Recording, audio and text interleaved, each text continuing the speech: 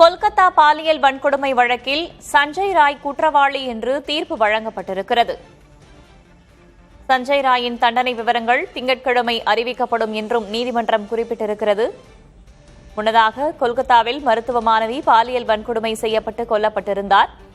இதில் சஞ்சய் சிங் கைது செய்யப்பட்டிருந்த நிலையில் தற்போது அவர் குற்றவாளி என்று தீர்ப்பு வழங்கப்பட்டிருக்கிறது. தண்டனை விவரங்கள் வரும் 20ஆம் தேதி அறிவிக்கப்படும் என்றும் கூறப்பட்டிருக்கிறது. கூடுதல் தகவல்களை வழங்குவதற்காக செய்தியாளர் ராஜீவ் இணைந்திருக்கிறார். அவரிடம் பேசலாம். ராஜீவ், விரிவா சொல்லுங்க.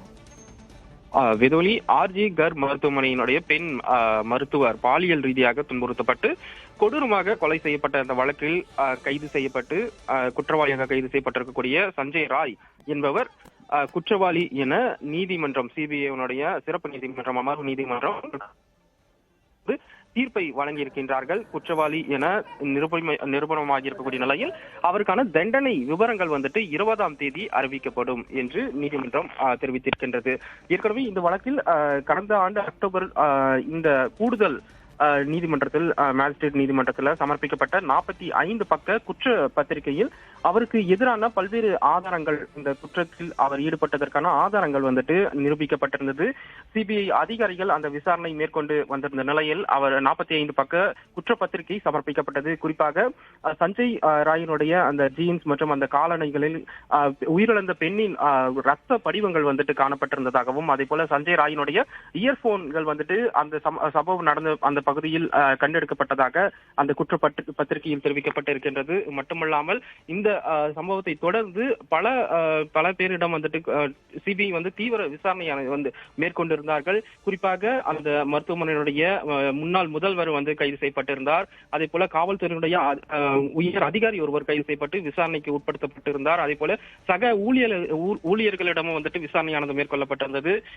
நாடு அளவில் பெரும் ஒரு அதிர்வலைகளை ஏற்படுத்திய இந்த ஒரு வழக்கில் தற்போது குற்றம் சாட்டப்பட்ட சஞ்சய் ராய் குற்றவாளி என நிரூபணமாகி இருக்கக்கூடிய நிலையில் ஏற்கனவே இந்த வழக்கு தொடர்பாக பல்வேறு நாடு முழுவதும் கொந்தளிப்பை ஏற்படுத்தியிருக்கக்கூடிய நிலையில் மருத்துவர்களுக்கு பாதுகாப்பு உறுதி செய்யும் வகையில அரசு நடவடிக்கை எடுக்க வேண்டும் என, அதே போல உயிரிழந்த பெண் மருத்துவருக்கு உரிய நீதி கிடைக்க வேண்டும் என நாடு முழுவதுமே அனைத்து மாநிலத்திலுமே அந்த போராட்டங்கள் நடைபெற்று வந்ததை நம்மால் பார்க்க முடிந்தது. இன்றைய தினம் இதற்கு நீதி கிடைக்கும் வகையில் அந்த நீதிமன்றத்தினுடைய அந்த தீர்ப்பு, சிபிஐ சிறப்பு நீதிமன்றத்தினுடைய தீர்ப்பு வழங்க வேண்டும் என்பதுதான் எங்களுடைய ஒரு நம்பிக்கையாக இருப்பதாக உயிரிழந்த பெண்ணினுடைய தந்தையை கூட இன்று காலை பேட்டி அளித்திருந்தார். தற்போது அதற்காக ஏற்றவாறு இந்த தீர்ப்பானது வந்திருக்கின்றது. சம்பந்தப்பட்ட சஞ்சய் ராய் குற்றவாளி என சிபிஐ சிறப்பு நீதிமன்றம் தற்போது அந்த தீர்ப்பை வழங்கியிருக்கின்றார்கள். அவருக்கு எந்த தண்டனை விதிக்கப்படும் என்ற ஒரு விவகாரங்கள் 20ஆம் தேதி அந்த தண்டனை விவரங்கள் அறிவிக்கப்படும் எனவும் தற்போது அவர் தெரிவித்திருக்கின்றார், நீதிபதி தெரிவித்திருக்கின்றார்.